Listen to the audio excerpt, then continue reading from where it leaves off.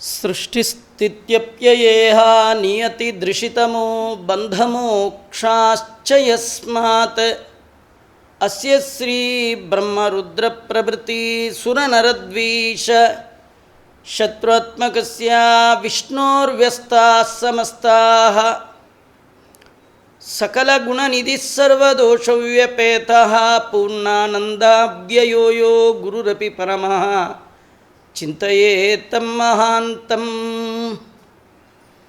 ಓಂ ಜನ್ಮಾದ್ಯಸ್ಯ ಯತೋನ್ವಯಾದಿತರತಶ್ಚಾರ್ಥೇಷ್ವವಿಘ್ನಸ್ವರಾಟ್ ತೇನೇ ಬ್ರಹ್ಮಹೃದಯಾದಿಕವಯೇ ಮುಹ್ಯಂತಿ M ಸೂರಯಃ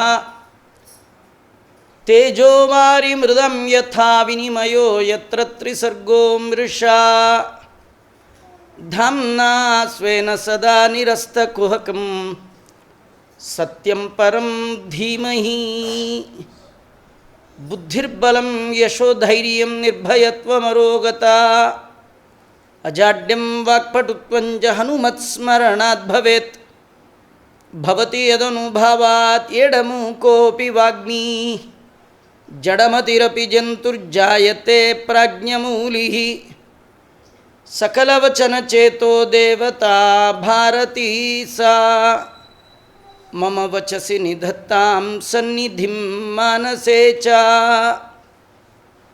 M ಪ್ರವ್ರಜಂದಮನುಪೇತಮಪೇತಕೃತ್ಯಂ ದ್ವೈಪಾಯನೋ ವಿರಹ ಕಾತರ ಆಜುಹಾವ.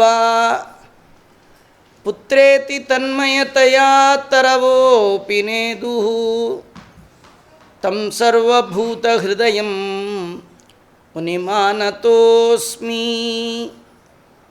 ನಮೋಸ್ತು ತಾತ್ವಿಕಾ ದೇವಾಃ ವಿಷ್ಣುಭಕ್ತಿಪರಾಯಣಾಃ ಧರ್ಮಮಾರ್ಗೇ ಪ್ರೇರಯಂತು ಭವಂತಃ ಸರ್ವ ಏವ ಹಿ. ಅರ್ಥಕಲ್ಪಿತಕಲ್ಪೋಯಂ ಪ್ರತ್ಯರ್ಥಿಗಜಕೇಸರಿ ವ್ಯಾಸತೀರ್ಥಗುರುರ್ಭೂಯಾತ್ ಅಸ್ಮದಿಷ್ಟಾರ್ಥಸಿದ್ಧಯೇ.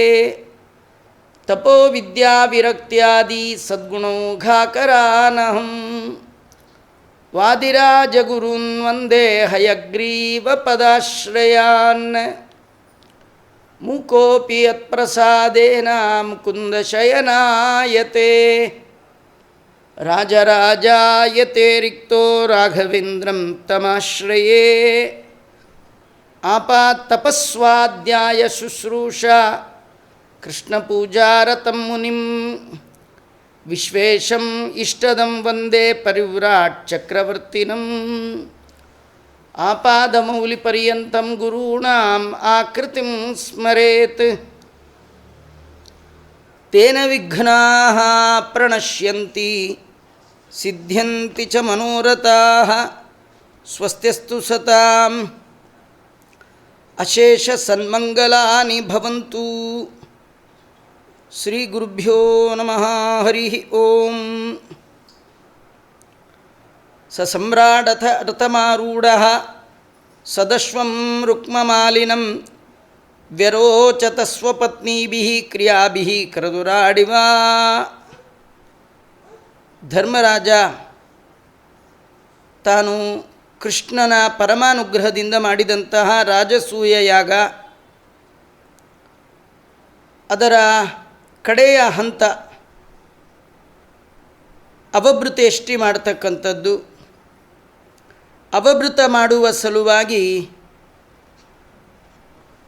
ಮಹಾರಾಜನಾದ ಧರ್ಮರಾಜ ಒಳ್ಳೆಯ ಕುದುರೆಗಳಿಂದ ಕಟ್ಟಿರ್ತಕ್ಕಂಥ ರಥವನ್ನು ಪತ್ನಿಯರ ಜೊತೆಯಲ್ಲಿ ಏರಿ ಕುಳಿತಿದ್ದಾನೆ.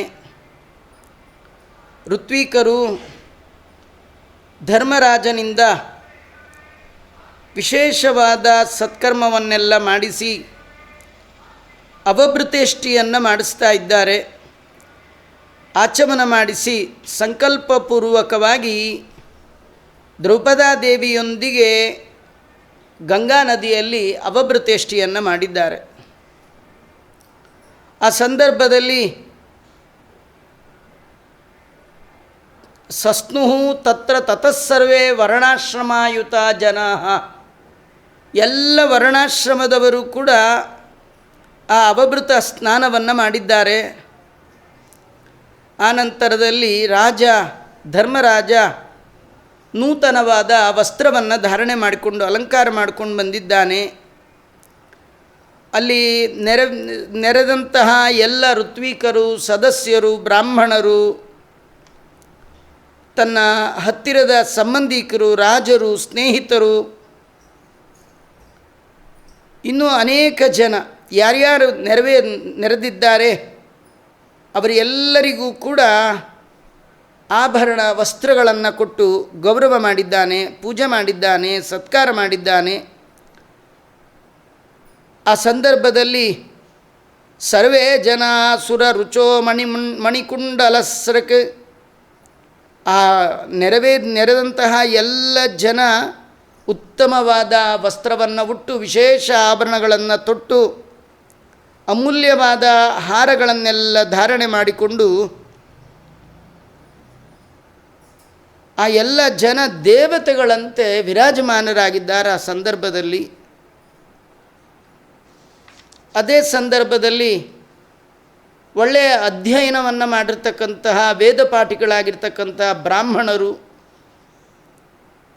ಅವರೆಲ್ಲ ಬಂದು ಧರ್ಮರಾಜನಿಗೆ ಅಭಿವಂದನೆಯನ್ನು ಮಾಡ್ತಾ, ಉತ್ತಮವಾದ ಕಾರ್ಯವನ್ನು ಮಾಡಿದ್ದೀಯಾ, ನಾವಿನ್ನು ಹೋಗಿ ಬರ್ತೇವೆ ನಮ್ಮ ಆಶ್ರಮಗಳಿಗೆ ಅಂತ ಹೇಳಿ ಪೂಜಿತ ತಮನುಜ್ಞಾಪ್ಯ ಸ್ವಧಾಮಾನಿ ಯಯುರ್ಮುದ. ಬಂದವರೆಲ್ಲ ಒಬ್ಬೊಬ್ಬರೇ ರಾಜನ ಬಳಿ ಬರೋದು, ಅವನಿಂದ ಸತ್ಕಾರವನ್ನು ಪಡೆದು ಅವನಲ್ಲಿ ಹೋಗಿ ಬರ್ತೀವಿ ಅಂಥೇಳಿ ತಮ್ಮ ಮನೆಗಳಿಗೆ ಹೊರಟಿದ್ದಾರಂತೆ. ಆ ಹೊರಟವರೆಲ್ಲ ಆ ರಾಜಸೂಯ ಯಾಗವನ್ನು ವರ್ಣನೆ ಮಾಡ್ತಾ ದಾರಿ ಉದ್ದಕ್ಕೂ ಹೊಗಳ್ತಾ ಇದ್ದಾರಂತೆ. ಹರಿದಾಸಸ್ಯ ರಾಜರ್ಷೇ ರಾಜಸೂಯ ಮಹೋದಯಂ ನೈವಾತೃಪ್ಯನ್ ಪ್ರಶಂಸಂತಹ ಪಿಮನ್ ಮರ್ತ್ಯೋ ಯಥಾಮೃತಂ. ಎಂದೆಂದೂ ಸಿಗದಿರುವ ಅಮೃತ ಮನುಷ್ಯ ಮಾತ್ರದವರಿಗೆ ದೊರೆತರೆ ಆ ಅಮೃತವನ್ನು ಪಾನ ಮಾಡಿದಂತಹ ವ್ಯಕ್ತಿ ಎಷ್ಟು ಹೊಗಳಬೇಕು, ಎಷ್ಟು ವರ್ಣನೆ ಮಾಡಬೇಕು. ಹಾಗೆ ಧರ್ಮರಾಜನ ರಾಜಸೂಯ ಯಾಗಕ್ಕೆ ಬಂದವರೆಲ್ಲ ಧರ್ಮರಾಜನನ್ನು ಹೊಗಳ್ತಾ ಇದ್ದಾರೆ. ಧರ್ಮರಾಜ ಎಂಥವ ಅಂತ, ಇಷ್ಟೆಲ್ಲ ಅದ್ಭುತ ಕರ್ಮವನ್ನು ಅವನಿಗೆ ಮಾಡಲಿಕ್ಕೆ ಹೇಗೆ ಸಾಧ್ಯ ಆಯಿತು? ಹರಿದಾಸಸ್ಯ, ಭಗವಂತನಲ್ಲಿ ದಾಸ್ಯ ಮಾಡಿದವ, ಭಗವಂತನಲ್ಲಿ ಭಕ್ತಿಯನ್ನು ಮಾಡಿದವ. ಆದ್ದರಿಂದ ಅವನು ಮಾಡಿದ ಯಜ್ಞಕ್ಕೆ ಇಷ್ಟು ವೈಭವ ಬಂದಿದೆ ಅಂತ ಆ ರಾಜಸೂಯ ಯಾಗವನ್ನು ಎಷ್ಟು ಹೊಗಳಿದ್ರೂ ಕೂಡ ನೈವಾತೃಪ್ಯನ್, ಅವರಿಗೆ ತೃಪ್ತಿನೇ ಆಗ್ತಿಲ್ಲ. ಮತ್ತೆ ದಾರಿ ಉದ್ದಕ್ಕೂ ಹೊಗಳ್ತಾ ಇದ್ದಾನಂತೆ. ತಥೋ ಯುಧಿಷ್ಠಿರೋ ರಾಜ ಸಹೃದ್ಬಂಧಿ ಬಾಂಧವಾನ್ನೇ ಪ್ರೇಮ್ಣಾ ನಿವಾಸಯಾಮಾಸ ಕೃಷ್ಣಂಚ ತ್ಯಾಗಕಾತರಃ. ಎಲ್ಲ ಹೊರಟರು. ಆ ಎಲ್ಲ ಹೊರಡೋರ ಸರದಿಯಲ್ಲಿ ಕೃಷ್ಣನೂ ನಿಂತ. ಧರ್ಮರಾಜನಿಗೆ ಹೋಗೋಣ ಅಂತ ಹೋಗಿ ಬರ್ತೇನೆ ಅಂತ ಹೇಳಲಿಕ್ಕೆ ಕೃಷ್ಣ ಸನ್ನದ್ಧನಾಗಿದ್ದಾನೆ. ಆದರೆ ಎಲ್ಲರಿಗೆ ಹೋಗುವಾಗ ಆಗಲಿ ಎಂದ ಧರ್ಮರಾಜನಿಗೆ ಕೃಷ್ಣ ಆ ರೀತಿ ಬಂದ ತಕ್ಷಣ ತಪ್ಪಿಸ್ಕೊಳ್ತಿದ್ದಂತೆ. ಯಾಕಂದರೆ ಕೃಷ್ಣ ಹೋದರೆ ಈ ವೈಭವನೇ ಹೋಗುತ್ತೆ. ಅಂದರೆ ನನ್ನ ಎಲ್ಲ ವೈಭವಕ್ಕೆ ಮುಖ್ಯ ಕಾರಣ ಈ ಕೃಷ್ಣ. ಅವನನ್ನು ಬಿಟ್ಟಿರೋದು ಹೇಗೆ ವಿಚಾರ ಮಾಡಿ ಪ್ರೇಮ್ಣ ನಿವಾಸಯಾಮಾಸ, ಪ್ರೀತಿಯಿಂದ ಕೃಷ್ಣನಿಗೆ ಹೇಳ್ತಿದ್ದಂತೆ, ನೀನಂತೂ ಇರಬೇಕು ಅಂತ. ಕೃಷ್ಣ ಭಕ್ತರ ಭಕ್ತಿಯ ಪಾಶಕ್ಕೆ ಕಟ್ಟು ಬೀಳುವವ. ಇಡೀ ಜಗತ್ತನ್ನು ತನ್ನ ವಶದಲ್ಲಿಟ್ಕೊಂಡಿದ್ದಾನೆ. ಆದರೆ ತಾನು ಮಾತ್ರ ಭಕ್ತರ ಭಕ್ತಿ ಎನ್ನುವ ಪಾಶಕ್ಕೆ ವಶನಾಗಿರ್ತಾನೆ. ಇದು ಭಗವಂತನ ಮಹಿಮ. ಭಗವಾನಪಿ ತತ್ರಾಂಗ ನೆವತ್ಸೀತ್ ತತ್ಪ್ರಿಯಂಕರಃ ಪ್ರಸ್ತಾಪ್ಯ ಯದುವೀರಾನ್ ಸ್ವಾನ್ ಸಾಂಬಾದಿ ಚ ಕುಶಸ್ಥಲೀಂ. ಕೃಷ್ಣ ಪರಮಾತ್ಮನು ಕೂಡ ನಾನು ಹೋದರೆ ಇಷ್ಟು ಸಂತೋಷದಲ್ಲಿರುವ ಧರ್ಮರಾಜ ಏಕಾಏಕಿ ದುಃಖವನ್ನು ಪಡ್ತಾನೆ, ಇವನ ಸಂತೋಷ ಇನ್ನೂ ಉಳಿಲಿ ಅಂತ ಹೇಳಿ ಕೃಷ್ಣ ಪರಮಾತ್ಮ ಆ ಧರ್ಮರಾಜನಿಗೆ ಪ್ರೀತಿಯಾದ ಕಾರ್ಯವನ್ನು ಮಾಡ್ತಾ ಅವನಿಗೆ ಸಂತೋಷವನ್ನು ಉಂಟು ಮಾಡುವ ಸಲುವಾಗಿ ತಾನು ಕೆಲವು ದಿನ ಅಲ್ಲೇ ಇದ್ದಂತೆ. ತನ್ನ ಊರಿಗೆ ಹೋಗಬೇಕಲ್ಲ, ತನ್ನ ಮಕ್ಕಳನ್ನು ಕಳಿಸ್ಕೊಟ್ಟಂತೆ ದ್ವಾರಕಾಗೆ. ನೀವು ನೋಡ್ಕೊಳ್ರಿ, ನಾನು ಸ್ವಲ್ಪ ದಿನ ಬಿಟ್ಟು ಬರ್ತೇನೆ ಅಂಥೇಳಿ ಸಾಂಬನೇ ಮೊದಲಾದವರಿಗೆ ಕೃಷ್ಣ ಪರಮಾತ್ಮ ದ್ವಾರಕೆಗೆ ಕಳಿಸಿ ತಾನು ಮಾತ್ರ ಇದ್ದಾನಂತೆ. ಇತ್ತಂ ರಾಜ ಧರ್ಮಸುತೋ ಮನೋರಥ ಮಹರ್ಣವಂ ಸುಸಮೃದ್ಧಂ ಸಮುತ್ತಿರಿಯ ಕೃಷ್ಣೇನಾಸೀದ್ ಗತಜ್ವರ. ಧರ್ಮರಾಜನ ಎಲ್ಲ ಮನೋಕಾಮನೆಗಳು ಕೂಡ ಕೃಷ್ಣನ ಅನುಗ್ರಹದಿಂದ ಪರಿಪೂರ್ಣ ಆಯಿತು ಅಂತ ವರ್ಣನೆ ಮಾಡ್ತಾ ಇದ್ದಾರೆ. ಯಾರು ಭಗವಂತನಲ್ಲಿ ಭಕ್ತಿ ಮಾಡ್ತಾರೆ, ಭಗವಂತನನ್ನು ಬಿಟ್ಟು ಬದುಕಲಿಕ್ಕೆ ಸಾಧ್ಯವೇ ಇಲ್ಲ ಅನ್ನುವ ಎತ್ತರದ ಪ್ರೀತಿ, ದಾಸರಂತಾರೆ, ತೊರೆದು ಜೀವಿಸಬಹುದೇ ಹರಿ ನಿಮ್ಮ ಚರಣವ. ಹಾಗಿದ್ದವ ಧರ್ಮರಾಜ. ಯಾರು ಈ ಭಾವನೆಯಿಂದ ಭಗವಂತನ ಆರಾಧನೆಯನ್ನು ಉಪಾಸನೆಯನ್ನು ಮಾಡ್ತಾರೆ, ಅವರು ತಮ್ಮ ಎಲ್ಲ ಕಾಮನೆಗಳನ್ನು ಅದನ್ನು ಪರಿಪೂರ್ಣ ಮಾಡಿಕೊಳ್ತಾರೆ. ಇದೆಲ್ಲ ನಡೆದ ಕಥೆ. ಏಕದಾ ಅಂತಃಪುರೇ ತಸ್ಯ ವೀಕ್ಷ್ಯ ದುರ್ಯೋಧನ ಶ್ರಿಯಂ ರಾಜಸೂಯಸ್ಯ ಮಹಿತ್ವಂ ಚಾಚ್ಯುತಾತ್ಮನಃ. ಒಮ್ಮೆ ಏಕಾಂತದಲ್ಲಿ ದುರ್ಯೋಧನ ಧರ್ಮರಾಜನಿಗೆ ಬಂದ ಸಂಪತ್ತಿನ ಬಗ್ಗೆ ಚಿಂತನೆ ಮಾಡಿದ. ಏನ ಸಭೆಯಲ್ಲಿ ರಾಜಸೂಯ ಯಾಗದಲ್ಲಿ ನೆರೆದಂತಹ 14 ಲೋಕದ ಜನ ಆ ಧರ್ಮರಾಜನಿಗೆ ಕೊಟ್ಟಂತಹ ಕಪ್ಪ ಕಾಣಿಕೆಗಳು ಅಷ್ಟಿಷ್ಟಲ್ಲ. ಎಷ್ಟು ದಾನವನ್ನು ಮಾಡಿದ್ರೂ, ಎಷ್ಟು ಖರ್ಚು ಮಾಡಿದ್ರೂ ಕೂಡ ಖರ್ಚೇ ಆಗ್ತಿಲ್ಲ, ಮತ್ತು ಜಾಸ್ತಿ ಆಗ್ತಾಯಿದೆ. ನಮ್ಮ ಸಂಪತ್ತು ಜಾಸ್ತಿ ಆಗಬೇಕಾದ್ರೆ ಅಥವಾ ಇದ್ದ ಸಂಪತ್ತು ಹೋಗಬೇಕಾದ್ರೆ ಅದಕ್ಕೆ ಕೇವಲ ನಮ್ಮ ಪ್ರಯತ್ನ, ನಮ್ಮ ಶ್ರಮ ಯಾವುದೂ ಕಾರಣ ಆಗೋಲ್ಲ. ದೇವರ ದಯ ಇದ್ದರೆ ಮಾತ್ರ ಆಗತ್ತೆ. ಕೃಷ್ಣನ ಪ್ರೀತಿಗಾಗಿ ಕೃಷ್ಣನ ಅಧ್ಯಕ್ಷತೆಯಲ್ಲಿ ರಾಜಸೂಯ ಯಾಗವನ್ನು ಮಾಡಿದಂತಹ ಧರ್ಮರಾಜ ಸಂಪತ್ತು ಹೇಗೆ ಕಳ್ಕೊಳ್ತಾನೆ? ಅಕ್ಷಯಂ ಕರ್ಮ ಯಸ್ಮಿನ್ ಪರೇಸ್ವರ್ಪಿತಂ. ಭಗವಂತನ ವಿಷಯವಾಗಿ ಖರ್ಚು ಮಾಡಿದ್ದು ಅನಂತ ಮಡಿ ಮಾಡಿ ದೇವರು ಕೊಡ್ತಾನೆ. ಆ ನಿಟ್ಟಿನಲ್ಲಿ ಬೇಕಾದಷ್ಟು ಸಂಪತ್ತು, ಅದನ್ನು ನೋಡಿ ಒಳಗೇನೆ ಹೊಟ್ಟೆ ಉರಿಲಿಕ್ಕೆ ಶುರುವಾಗಿದೆ. ಮಾತ್ಸರ್ಯದಿಂದ ಕುದಿಲಿಕ್ಕೆ ಆರಂಭ ಮಾಡಿಬಿಟ್ಟಿದ್ದಾನೆ ದುರ್ಯೋಧನ. ಯಸ್ಮಿನ್ ನರೇಂದ್ರ ದಿತಿಜೇಂದ್ರ ಸುರೇಂದ್ರ ಲಕ್ಷ್ಮ್ಯೋ ನಾನಾ ವಿಭಾಂತಿ ಕಿಲ ವಿಶ್ವಸುಜೋಪಕೃಪ್ತಾ ತಾಭಿಪತಿಂ ದ್ರುಪದರಾಜ ಸುತೋಪತಸ್ತೆ ಯಾಸ್ಯಾಂ ವಿಷಕ್ತ ಹೃದಯ ಕುರುರಾಜ ಯೇಷಃ.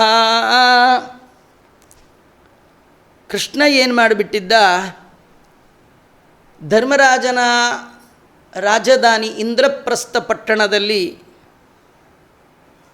ಕುಬೇರನ ಸಕಲ ಸಂಪತ್ತು, ಬಲೀಂದ್ರನ ಸಕಲ ಸಂಪತ್ತು, ದೇವಲೋಕದ ಅರಸನಾದ ಇಂದ್ರನ ಸಂಪತ್ತು, ಅದು ಎಲ್ಲ ಲೆಕ್ಕ ಹಾಕಿ ಎಷ್ಟಿದೆಯೋ ಅಷ್ಟನ್ನು ಇಂದ್ರಪ್ರಸ್ಥ ಒಂದರಲ್ಲೇ ಇಡಿಸಿದ್ನಂತೆ. ಅಂದರೆ ಇನ್ನೆಷ್ಟು ಸಂಪತ್ತಿರಬೇಡ ಧರ್ಮರಾಜನ ಮನೆಯಲ್ಲಿ. ಅವೆಲ್ಲ ಪ್ರತ್ಯೇಕವಾಗಿ ಬಂದು ಆ ಎಲ್ಲ ಸಂಪತ್ತು ಧರ್ಮರಾಜನ ಮನೆಯಲ್ಲಿರಬೇಕು. ಆ ಎಲ್ಲ ಸಂಪತ್ತಿನಿಂದ ಯುಕ್ತಳಾದಂತಹ ದ್ರೌಪದಾದೇವಿ ತನ್ನ ಪತಿಗಳಾದಂಥ ಪಾಂಡವರ ಸೇವೆಯನ್ನು ಮಾಡುವುದನ್ನು ಕಂಡಾಗ ವಿಷಕ್ತ ಹೃದಯ, ಬಹಳ ದುಃಖ ಪಡ್ತಾ ಇದ್ದಾನೆ ದುರ್ಯೋಧನ. ಇಂಥ ಸಂಪತ್ತು ನಂಗಿಲ್ವಲ್ಲ, ಏನಾದರೂ ಮಾಡಿ ಈ ಸಂಪತ್ತನ್ನು ನಾನು ಪಡಿಬೇಕು ಅಂಥೇಳಿ ಆ ಸಂಪತ್ತಿನ ಮೇಲೆ ಕಣ್ಣು ಹಾಕಿದ್ದಾನೆ ದುರ್ಯೋಧನ. ಇದರಲ್ಲಿ ನಮಗೊಂದು ಕಥೆ.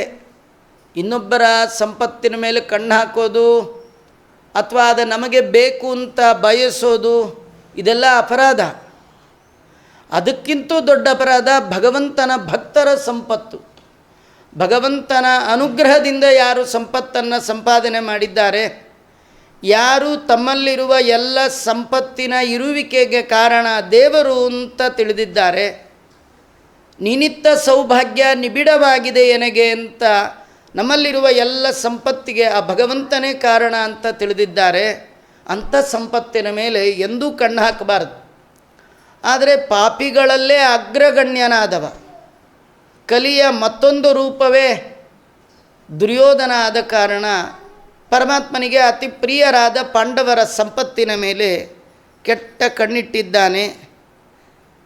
ಆ ಇಂದ್ರಪ್ರಸ್ಥದಲ್ಲಿ ಸಾವಿರ ಸಾವಿರ ರಾಣಿಯರು ಓಡಾಡ್ತಾ ಇದ್ದಾರೆ. ಯಾರಂದರೆ 16,108 ಜನ ಕೃಷ್ಣನ ಪತ್ನಿಯರು.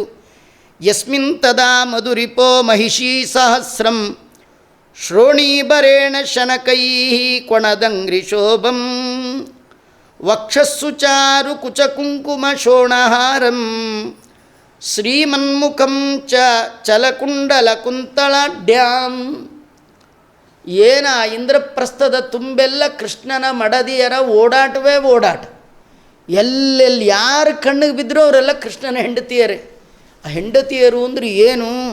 ಅವರೆಲ್ಲ ಉತ್ತಮವಾದ ವಸ್ತ್ರವನ್ನು ಉಟ್ಟವರು, ಉತ್ತಮವಾದ ಆಭರಣವನ್ನು ಹಾಕಿದವರು. ಮೆಲ್ಲಗೆ ನಡೀತಿದ್ರಂತೆ. ಒಂದು ದೇಹದ ಭಾರ, ದೇಹದ ಮೇಲಿರುವ ಆಭರಣದ ಭಾರ. ಈ ಆಭರಣ ಹಾಕ್ಕೊಂಡರೆಲ್ಲ ಬರ್ರಂತ ಹೊಟ್ಟೋಗಲ್ಲ. ಯಾಕೆಂದರೆ ಹಾಕ್ಕೊಂಡಿರೋ ಆಭರಣ ಕಾಣಬೇಕಲ್ಲ. ಆ ಕಾಣಲಿಕ್ಕೋಸ್ಕರ ಮೆಲ್ಲಗೆ ಹೆಜ್ಜೆ ಇಡ್ತಾ ಇದ್ದಾರೆ. ಶನಕೈಹಿ ಕೊಣದಂಗ್ರಿ ಶೋಭಾಂ. ಒಮ್ಮೊಮ್ಮೆ ಹೆಜ್ಜೆ ಇಟ್ಟಾಗಲೂ ಕಾಲಿನಲ್ಲಿರುವಂತಹ ಆ ಎಲ್ಲ ಆಭರಣಗಳು ಕೂಡ ಝಲ್ ಝಲ್ ಶಬ್ದ ಮಾಡಬೇಕು. ಆ ಎಲ್ಲ ಹೆಜ್ಜೆಯ ಗೆಜ್ಜೆಯ ನಾದದ ಶಬ್ದ ಕ್ಷಣ ಕ್ಷಣಕ್ಕೆ ದುರ್ಯೋಧನನ ಹೊಟ್ಟೆ ಉರಿ ಜಾಸ್ತಿ ಮಾಡಿಸ್ತಿತ್ತಂತೆ. ಕೆಲವರಿಗೆ ತಮ್ಮಲ್ಲಿಲ್ಲದೆ ಇದ್ದರೂ ಇನ್ನೊಬ್ಬರು ಚೆನ್ನಾಗಿದ್ದರೂ ನೋಡಿ ತಡ್ಕೊಳ್ಳಿಕ್ಕಾಗಲ್ಲ. ಅದರಲ್ಲಿ ಮೊದಲಿಗ ಯಾರಂದರೆ ಈ ದುರ್ಯೋಧನ. ಅವರ ಅಲಂಕಾರಗಳೇನು, ಅವರ ಆಭರಣಗಳೇನು, ಅವರ ಓಡಾಟ ಏನು, ಭಾರೀ ಓಡಾಡ್ತಾ ಇದ್ದಾರೆ. ಇದೆಲ್ಲ ನೋಡಿ ತುಂಬ ಮಾತ್ಸರ್ಯವನ್ನು ಪಡ್ತಾ ಇದ್ದಾನೆ. ಸಭಾಯಾಮಯ ಕ್ಲೃಪ್ತಾಯಾಂ ಕ್ವಾಪಿ ಧರ್ಮಸುತೋ ವಿರಾಟ್ ವೃತೋನುಜೈ ಬಂಧುಭಿಶ್ಚ ಕೃಷ್ಣೇನಾಪಿ ಸ್ವಚಕ್ಷುಷಾ. ಒಮ್ಮೆ ಧರ್ಮರಾಜ ಏನು ಮಾಡಿದ್ದಾನೆ, ತನ್ನ ತಮ್ಮಂದಿರಿಂದ ಕೂಡಿಕೊಂಡು ಎಲ್ಲ ಬಂಧು ಪರಿವಾರ ಸಮೇತನಾಗಿ ಮುಖ್ಯ ಬಂಧುವಾದ ಕೃಷ್ಣನ ಜೊತೆಗೂಡಿ ಆ ಮಯಾಸುರ ಈ ಯಜ್ಞ ವಿಶೇಷಕ್ಕಾಗಿ ಏನು ನಿರ್ಮಾಣ ಮಾಡಿಕೊಟ್ಟಿದ್ದ ಅತ್ಯದ್ಭುತವಾದ ಆ ಸಭಾಭವನವನ್ನು ಪ್ರವೇಶ ಮಾಡಿದ್ದಾನೆ. ಎಲ್ಲ ಹಿರಿಯರು ಅವರವರ ಆಸನದ ಮೇಲೆ ಕುಳಿತ ಮೇಲೆ ಕೃಷ್ಣನಿಗೆ ಉತ್ತಮವಾದ ಆಸನವನ್ನು ಕೊಟ್ಟ ಧರ್ಮರಾಜ ಎಲ್ಲರಿಗೆ ಮಧ್ಯದಲ್ಲಿ ವಿರಾಜಮಾನವಾದ ಬಂಗಾರದ ಸಿಂಹಾಸನದಲ್ಲಿ ತಾನು ಹೋಗಿ ಕುಳಿತ. ಆಸೀನ ಕಾಂಚನೆ ಸಾಕ್ಷಾತ್ ಆಸನೆ ಮಘವಾನ್ ಇವ. ದೇವತೆಗಳ ಮಧ್ಯದಲ್ಲಿ ಇಂದ್ರ ಹೇಗೆ ತನ್ನ ಸಿಂಹಾಸನದಲ್ಲಿ ವಿರಾಜಮಾನನಾಗಬೇಕು ಹಾಗೆ ಕೂತಿದ್ದಾನೆ. ಅವನು ಕೂತದ್ದೇ ತಡ. ಎಲ್ಲ ಹೊಗಳುಭಟ್ರು ಅವನನ್ನು ಹೊಗಳಲಿಕ್ಕೆ ಶುರು ಮಾಡಿದ್ರು. ಪಾರಮೇಷ್ಟ್ಯ ಶ್ರಿಯಾಜುಷ್ಟ ಸ್ತೂಯಮಾನಾಶ್ಚ ಬಂದಿವಿಹಿ. ಚತುರ್ಮುಖ ದೇವರು ಎಂಥ ಸಂಪತ್ತಿನಿಂದ ಮೆರಿಬೇಕು, ಆ ಸಂಪತ್ತಿನ ಮಧ್ಯದಲ್ಲಿ ಧರ್ಮರಾಜ ವಿರಾಜಮಾನನಾಗಿದ್ದಾನೆ. ಯಾಕಂದರೆ ಚತುರ್ಮುಖನ ಪದವಿಗೆ ಬರುವಂತಹ ಭೀಮಸೇನ ದೇವರು ಅಲ್ಲಿದ್ದಾರೆ. ಅದು ಬಹಳ ಮುಖ್ಯ, ಎಲ್ಲ ಸಂಪತ್ತಿಗೆ ಕಾರಣ. ಯಾಕೆಂದರೆ 4 ದಿಕ್ಕಿಗೆ ಹೋಗಿ ಪಾಂಡವರು ಸಕಲ ಸಂಪತ್ತನ್ನು ತಂದರು. ಅದರೊಳಗೆ ಅತ್ಯಮೂಲ್ಯವಾದ ಸಂಪತ್ತು ತಂದದ್ದು ಭೀಮಸೇನ ದೇವರು. ಭೀಮಸೇನ ದೇವರು ತಂದಂಥ ಸಂಪತ್ತಿನ ಮೌಲ್ಯ ಕಟ್ಟಲಿಕ್ಕೆ ಸಾಧ್ಯವೇ ಇಲ್ಲ. ಯಾಕಂದರೆ ಅವರೇ ಭಾವಿ ಬ್ರಹ್ಮರು. ಆ ಭಾವಿ ಬ್ರಹ್ಮರಾದ ಭೀಮಸೇನ ದೇವರಿಂದ ಅಧಿಷ್ಠಿತವಾದ ಸಭೆ. ಕೃಷ್ಣ ಬೇರೆ ಇದ್ದಾನೆ. ಇದೆಲ್ಲ ಬಹಳ ಶೋಭಾಯಮಾನವಾಗಿತ್ತು. ಉಪಾಸ್ಯಮಾನೋ ವಿಪ್ರೇಂದ್ರೈ ನಾನಾ ದೇಶ ಸಮಾಗತೈ ಧೂಯಮಾನೋ ಧವಲೈ ಬಾಲವ್ಯ ಜನಸಂಕುಲೈ ರರಾಜ ಶಾರ್ದೂಲೋ ದಿವಿ ದೇವಪತಿರಿಯತ. ದೇವಲೋಕದಲ್ಲಿ ಇಂದ್ರದೇವರು ಹೇಗೆ ಅಕ್ಕಪಕ್ಕದಲ್ಲಿರುವಂತಹ ತನ್ನ ಸೇವಕರಿಂದ ಬಂಗಾರದ ಹಿಡಿವುಳ್ಳ ಚಾಮರದಿಂದ ಬೀಸಿಕೊಳ್ತಾ ಇರ್ತಾರೆ, ಆ ರೀತಿ ಕೂತುಬಿಟ್ಟಿದ್ದಾನೆ ಧರ್ಮರಾಜ. ಇದು ನಂಗಿಲ್ವಲ್ಲ ಈ ಭೋಗ, ಈ ವೈಭೋಗ, ಈ ಸುಖ, ಈ ಸಂಪತ್ತು, ಏನು ಮಾಡಿದ್ರೆ ಇದು ನಂಗೆ ಸಿಗತ್ತೆ ಅಂತ ಬಹಳವಾಗಿ ಹೊಟ್ಟೆ ಕಿಚ್ಚುಪಡ್ತಾ ಇದ್ದಾನೆ. ನಮ್ಮೆಲ್ಲರಿಗೂ ಆಸೆ, ಬೇಕು ಅನ್ನುವ ಬಯಕೆ ಎಲ್ಲರಿಗೂ ಇದ್ದದ್ದೇ. ಆದರೆ ಉತ್ತಮವಾದದ್ದನ್ನು ಏನನ್ನು ಪಡಿಬೇಕಾದರೂ ಅದಕ್ಕೆ ದೇವರ ದಯ ಬೇಕು. ನಾವು ಜೀವನದಲ್ಲಿ ಸಂಪಾದನೆ ಮಾಡಬೇಕಾದ್ದು ಸಂಪತ್ತಲ್ಲ, ಭಗವಂತನ ಪರಮಾನುಗ್ರಹ. ಈ ದುರ್ಯೋಧನ ತತ್ರ ದುರ್ಯೋಧನೋ ರಾಜೋ ಪರೀತೋ ಭ್ರಾತೃಭಿಪ್ಪಿ ಪ್ರಿಯೈ ಕಿರೀಟಮಾಲಿ ನಿವಿಶತ್ ಹಸ್ತಕ್ಷಿಪನ್ ವೃಷಾ. ಯಾವ ಮಯನಿಂದ ನಿರ್ಮಿತವಾದ ಸಭಾಭವನದಲ್ಲಿ ಧರ್ಮರಾಜ ವಿರಾಜಮಾನನಾಗಿದ್ದಾನೋ ಎಲ್ಲ ಕೂತಿದ್ದಾರೆ. ಸ್ವಲ್ಪ ತಡವಾಗಿ ತಾನೇನು ಕಡಿಮೆ ಅಂತ ತೋರಿಸ್ಕೊಳ್ಬೇಕು ಅಂಥೇಳಿ ತನ್ನಲ್ಲಿದ್ದಂತಹ ಆಭರಣಗಳನ್ನೆಲ್ಲ ಹಾಕ್ಕೊಂಡು ಕಿರೀಟಿ ಮಾಲಿ, ಉತ್ತಮವಾದ ಕಿರೀಟ, ಉತ್ತಮವಾದ ಮಾಲೆಯನ್ನು ಧಾರಣ ಮಾಡಿಕೊಂಡು ಋಷ ಸಿಟ್ಟಿನಿಂದ ಅಸಿಹಸ್ತ, ಹಸಿ ಅಂದರೆ ಖಡ್ಗ, ಕೈಯಲ್ಲಿ ಕತ್ತಿ ಹಿಡಿದವನಾಗಿ ಆ ಕಡೆ ಒಂದು ಸತಿ ಈ ಕಡೆ ಒಂದು ಸತಿ ನೋಡಿಕೊಂಡು ದುರ್ಯೋಧನ ರಾಜಸಭೆಗೆ ಪ್ರವೇಶ ಮಾಡಿದ್ದಾನೆ. ಯಾವಾಗಲೂ ಅಂಥ ಸಭೆಗೆ ಬರುವಾಗ ನಗುನಗುತ್ತಾ ಬರಬೇಕು, ಪ್ರೀತಿಯಿಂದ ಬರಬೇಕು. ಇವನು ಕೈಯಲ್ಲಿ ಕತ್ತಿ ಹಿಡ್ಕೊಂಡು ಸಿಟ್ಟು ಮಾಡಿಕೊಂಡು ಬರ್ತಾ ಇದ್ದಾನೆ. ಸ್ಥಳೇಪ್ಯಗ್ರಹಾತ್ ಸ್ವಾತಂತ್ರ್ಯಂ ಹರಿನೀಲೋಪಲಾಜಿತೆ ಸ್ಥಳಂ ಪುಷ್ಕರಣೀಂ ಮತ್ವಾ ಸರ್ವೇ ತಂ ಜಹಸುರ್ಜನಾ. ಆ ಮಯ ಸಭೆ ಬಹಳ ಅಪರೂಪದ ಸಭೆ, ಅದು ಸಾಮಾನ್ಯವಾದ ಸಭೆ ಅಲ್ಲ. ಬಹಳ ತನ್ನೆಲ್ಲ ಕೌಶಲವನ್ನು ಸೇರಿಸಿ ಆ ಸಭೆಯ ನಿರ್ಮಾಣ ಮಾಡಿ ಮಯಾಸುರ ಧರ್ಮರಾಜನಿಗೆ ಕೃಷ್ಣನ ಆಜ್ಞಾನುಸಾರವಾಗಿ ಮಾಡಿಕೊಟ್ಟಿದ್ದ. ಅಲ್ಲಿಗೆ ಇವನು ಬಂದ. ಅಲ್ಲಿ ಬಂದರೆ ಇಂದ್ರನೀಲ ಮಣಿ, ಅದು ನೀಲಿ, ಅದು ನೋಡಲಿಕ್ಕೆ ನೀರಿನ ಥರ ಇರಬೇಕು ಅಂಥ ನಿರ್ಮಿತವಾದ ನೆಲ. ಅದನ್ನು ನೋಡಿ ಇವನಿಗೊಂದು ಭ್ರಮೆ ಬಂತು, ಇಲ್ಲಿ ನೀರಿದೆ ಅಂತೂ ಮೇಯ್ನ್ ಡೋರಲ್ಲೇ ಕೊಳ ಮಾಡಿಬಿಟ್ಟಿದ್ದಾರೆ, ಕಾಲು ತೊಳ್ಕೊಂಡು ಹೋಗ್ಲಿಕ್ಕೆ ಮಾಡಿದಾರೋ ಏನು ಕಥೆಯೋ ಅಂತೇಳಿ ಅವನೇನು ಮಾಡಿದ್ದಾನೆ, ಮೆಲ್ಲಿಗೆ ಉಟ್ಕೊಂಡು ಪಂಚೆನ ಮೇಲೆ ಎತ್ಕೊಂಡಂತೆ, ನೆಂದು ಹೋಗಿಬಿಡುತ್ತಲ್ಲ ಅಂತ. ಕೆಲವರಿಗೆ ಅವ್ರಿಗಿಂತಲೂ ಅವ್ರ ಡ್ರೆಸ್ ಮೇಲೆ ಭಾರಿ ಯೋಚನೆ ಇರುತ್ತೆ. ಒಂದು ಸತಿ ಆ ಕಡೆ ನೋಡ್ಕೋ, ಒಂದು ಕಡೆ ಸತಿ ಈ ಕಡೆ ನೋಡ್ಕೋ, ಸರ ನೋಡ್ಕೋ, ಅವ್ರು ನೋಡ್ಕೋ, ಕನ್ನಡಿ ನೋಡ್ಕೋ, ಇದೇ ಮಾಡ್ತಿರ್ತಾರೆ. ಇವನು ಮೆಲ್ಲಿಗೆ ಪಂಚೆ ಮೇಲೆ ಎತ್ಕೊಂಡು ಕಾಲಿಟ್ಟು ನೋಡ್ತಾನೆ. ಸ್ಥಳಂ ಪುಷ್ಕರಣೀಂ ಮತ್ವ, ಅದು ನೆಲ, ಇವನು ಅಂದ್ಕೊಂಡ ಜಲ. ಅದು ಸ್ಥಳವನ್ನು ಪುಷ್ಕರಣಿ ಅಂತ ತಿಳ್ಕೊಂಡು ಮೆಲ್ಲ ಕಾಲಿಟ್ಟ. ಇವನು ನೋಡಿದ್ದೇ ತಡ, ಸರ್ವೇ ತಮ್ಮ ಜಹಸುರ್ಜನ, ಅಲ್ಲಿರ್ತಕ್ಕಂಥ ಎಲ್ಲರೂ ನಗ್ಲಿಕ್ಕೆ ಶುರು ಮಾಡಿದ್ರಂತೆ. ಅದಕ್ಕೆ ಯಾವಾಗಲೂ ಗೊತ್ತಿದ್ದವ್ರ ಜೊತೆ ಹೋಗಿಬಿಡ್ಬೇಕು. ನಮ್ಗೆ ಮಯಾಸುರನ ಸಭೆಗೆ ಹೋಗೋದಿರಲಿ, ಎಲ್ಲಿಯಾದರೂ ಏರ್ಪೋರ್ಟ್ಗೆ ಹೋದಾಗಲೇ ಅದು ಹತ್ತೋದಿರುತ್ತಲ್ಲ, ಅದ್ರ ಮೇಲೆ ಹತ್ಕೊಳ್ಳಿಕ್ಕಾಗದೆ ಇವ್ರ ಮೇಲೆ ಅವ್ರು ಬಿದ್ದು, ಅವ್ರ ಮೇಲೆ ಇವ್ರು ಬಿದ್ದು, ಎಲ್ಲ ಅವ್ಯವಸ್ಥೆಗಳು. ಇನ್ನು ಮಯಾಸುರನ್ ನಿರ್ಮಿತವಾದದ್ದು ಹೇಗಿರಬೇಡ. ಆಗಚ್ಚನ್ನೇವ ಮುಹುರ್ವಿಷಃ ಪುರಪುಷ್ಕರಣೀಂ ಕ್ವಚಿತ್ ವಿಲೋಕ್ಯ ಸ್ಫಾಟಿಕಾಂ ಭೂಮಿಂ ಮನ್ವಾನೋ ನೆಪತಜ್ಜಲೇ. ಮುಂದೆ ಬರುವಾಗ ಒಂದು ಕಡೆ ಸ್ಫಟಿಕದಿಂದ ನಿರ್ಮಿತವಾದಂಥ ಅತ್ಯದ್ಭುತವಾದ ನೆಲ. ಆ ನೆಲ ಇಷ್ಟು ಚೆನ್ನಾಗಿತ್ತು, ಏನು ಚೆನ್ನಾಗಿ ಟೈಲ್ಸ್ ಹಾಕ್ಸಿದ್ದಾರಪ್ಪ ಇವರು ಅಂತ ಬಂದ. ಅದು ನೆಲ ಅಲ್ಲ, ಅದೇನಾಗಿತ್ತು, ಪುಷ್ಕರಣಿ, ಅದು ಕೊಳ. ಆ ಕೊಳದೊಳಗೆ ಕಾಲಿಟ್ಟ, ದಬ್ಬಂತ ಬಿದ್ದೇ ಬಿಟ್ಟ. ನೆಪತಜ್ಜಲೆ, ಅದನ್ನು ಸ್ಥಳ ಅಂತ ತಿಳ್ಕೊಂಡು ಸ್ವಲ್ಪ ಮೈ ಮೇಲಿಲ್ಲ, ನೆಲದ ಮೇಲೆ ನಡೆಯೋರು ನಾರ್ಮಲ್ಲಾಗಿ ಹೆಜ್ಜೆ ಇಡೋಂಗಿಟ್ಟ. ಅದು ನೋಡಿದ್ರೆ 6 ಅಡಿ 8 ಅಡಿ 10 ಅಡಿ ಸ್ವಿಮ್ಮಿಂಗ್ ಪೂಲು, ಸೀದಾ ಒಳಗೆ ದಬ್ಬಂತ ಬಿದ್ದ. ಅವನು ಬೀಳೋದನ್ನೇ ಕಾಯ್ತಾ ಇದ್ದರು. ಭೂತ ಭವಿಷ್ಯದ ವರ್ತಮಾನ ಬಲ್ಲ ಭೀಮಸೇನ ದೇವರು ಗಟ್ಟಿ ನಕ್ಬಿಟ್ರು. ಜಹಾಸ ಭೀಮಹಾತಂ ದೃಷ್ಟ್ವಾ ಸ್ತ್ರೀಯೋ ಭೂಪಾಶ್ಚ ಕೇಚನ ನಿವಾರ್ಯಮಾಣಾಪ್ಯಂಗ ರಾಜ್ಞಾ ಕೃಷ್ಣೋನುಮೋದಿತ. ಭೀಮಸೇನ ದೇವರು ನಕ್ಕಿದ್ದೇ ತಡ, ನಮಗೆಲ್ಲ ಪರ್ಮಿಷನ್ ಸಿಕ್ತು ಅಂತ ಎಲ್ಲ ಹೆಣ್ಣುಮಕ್ಕಳು ಗೊಳ್ಳಂತ ನಗುತ್ತಾ ಇದ್ದಾರೆ. ಇವ್ರು ಯಾರು ನಕ್ಕಿದ್ದು ಅವನಿಗಟ್ಟು ಕಾಣಲಿಲ್ಲ. ದ್ರೌಪದಾ ದೇವಿಯವರು ನಕ್ಕು ನಕ್ಕು ನಗುತ್ತಾ ಇದ್ದಾರೆ. ಎಲ್ಲ ನಗುತ್ತಾ ಇದ್ದರೆ ಧರ್ಮರಾಜ ಮಾತ್ರ ಜೋರು ಮಾಡ್ತಿದ್ನಂತೆ, ನಗಬೇಡಿ ನಗಬೇಡಿ ನಗಬೇಡಿ ಅಂತಿದ್ದು. ನಿವಾರ್ಯಮಾಣಾಪಿ, ನಗಬೇಡಿ ಅಂತ ಹೇಳ್ತಿದ್ರು, ಸ್ವಲ್ಪ ನಿಲ್ಲಿಸೋದು, ಮತ್ತು ಅವನು ನೋಡಿ ನಗೋದು ನಗೋದು ನಗೋದು ಮಾಡ್ತಾ ಇದ್ದಾರೆ. ಕೃಷ್ಣ ಅನುಮೋದಿತ, ಕೃಷ್ಣ ಅನುಮೋದನೆ ಮಾಡಿದ್ದ. ಇದು ಕೂಡ ಮಹಾಭಾರತದಲ್ಲಿ ವ್ಯತ್ಯಸ್ತವಾಗಿ ಬರುವಂತಹ ಕತೆ. ವೇದವ್ಯಾಸ ದೇವರು, ಅವರು ಮಹಾಭಾರತ ರಚನೆ ಮಾಡಿದವರು ವೇದವ್ಯಾಸ ದೇವರೇ, ಭಾಗವತ ರಚನೆ ಮಾಡಿದವರು ಅವರೇ. ಆದರೆ ಮಹಾಭಾರತದಲ್ಲಿ ಹೇಳುವಾಗ ಈ ಕಥೆಯನ್ನು ಕೃಷ್ಣ ಪರಮಾತ್ಮ ದ್ವಾರಕಾಪಟ್ಟಣಕ್ಕೆ ಹೋದ ಮೇಲೆ ನಡೀತು ಅಂತ ಅಲ್ಲಿ ತಿಳಿಸ್ತಾರೆ. ಆದರೆ ಇಲ್ಲಿ ಕೃಷ್ಣ ಇರುವಾಗಲೇ ನಡೀತು ಅಂತ ತಿಳಿಸ್ತಾರೆ.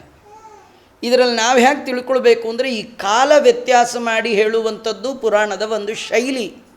ಯಾಕಂದರೆ ಎಲ್ಲರಿಗೆ ಇದು ಪರಿಪೂರ್ಣವಾಗಿ ಅರ್ಥ ಆಗಬಾರ್ದು ಅಂದ್ಬಿಟ್ಟೆ ಹಾಗೆ ವ್ಯತ್ಯಾಸ ಮಾಡಿ ವ್ಯಾಸರು ಮಹಾಭಾರತದಲ್ಲಿ ಒಂದು ಥರ, ಭಾಗವತದಲ್ಲಿ ಒಂದು ಥರ ಹೇಳಿದ್ದಾರೆ.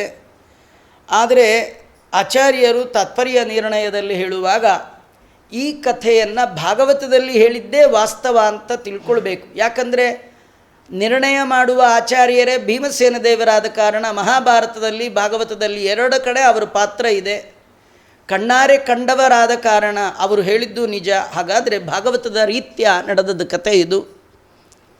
ನಮಗಿಲ್ಲೊಂದು ಕಥೆ, ಯಾರಾದರೂ ಹಳ್ಳದಲ್ಲಿ ಬಿದ್ದರೆ ನಾವು ನಗೋದು ಸರಿಯಾ? ದ್ರೌಪದಾದೇವಿ ಮಾಡಿದ್ದು ಸರಿಯಾ? ಭೀಮಸೇನ ದೇವರು ಮಾಡಿದ್ದು ಸರಿಯಾ?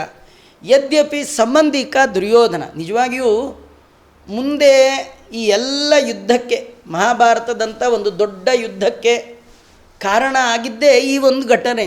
ದ್ರೌಪದಾದೇವಿಯರು ನಕ್ಕಿದ್ದು, ಗಂಡಸರೇನೋ ನಗುತ್ತಾರೆ ಅದು ಪರವಾಗಿಲ್ಲ, ಆದರೆ ಹೆಣ್ಣು ಮಕ್ಕಳು ಹೀಗೆಲ್ಲ, ಅದರಲ್ಲಿಯೂ ದ್ರೌಪದಿ ನಗ್ಬೋದಾ ಹೀಗೆ ಅಂದರೆ ಅದು ನೋಡಲಿಕ್ಕೆ ಮೇಲ್ನೋಟಕ್ಕೆ ತಪ್ಪಂತ ಅನ್ಸತ್ತೆ. ಯಾರೋ ದಾರಿಯಲ್ಲಿ ಬರುವಾಗ ಅವನು ಬಿದ್ದುಬಿಟ್ರೆ ಅವನ ಕೈ ಹಿಡಿದು ಎತ್ತಿ ಬಿದ್ದುಬಿಟ್ರ ಹಾಗೆ ಅಂತ ಹೇಳಬೇಕೆ ವಿನ ಬಿದ್ದವ್ರನ್ನ ನೋಡಿ ನಗಬಾರದು. ಇದು ಲಕ್ಷಣ ಕ್ರಮ ಅಲ್ಲ ಇದು. ಆದರೆ ಎಲ್ಲ ಸಂದರ್ಭದಲ್ಲಿ ಈ ಮಾತಲ್ಲ. ಯಾರೋ ವಯಸ್ಸಾದವರು ಕೋಲು ಉರ್ಕೊಂಡು ಬರ್ತಾ ಇರೋರು ಅವರು ಬಿದ್ದರೆ ನಕ್ಕರೆ ಮಹಾಪಾಪ. ಅದೇ ಫೇಸ್ಬುಕ್ ನೋಡ್ಕೊಂಡು ಮ್ಯಾನ್ ಹೊಳಗೆ ಬಿದ್ದರೆ ಅದು ನಗದೆ ಮತ್ತು ಇನ್ನೇನು ಮಾಡಬೇಕು?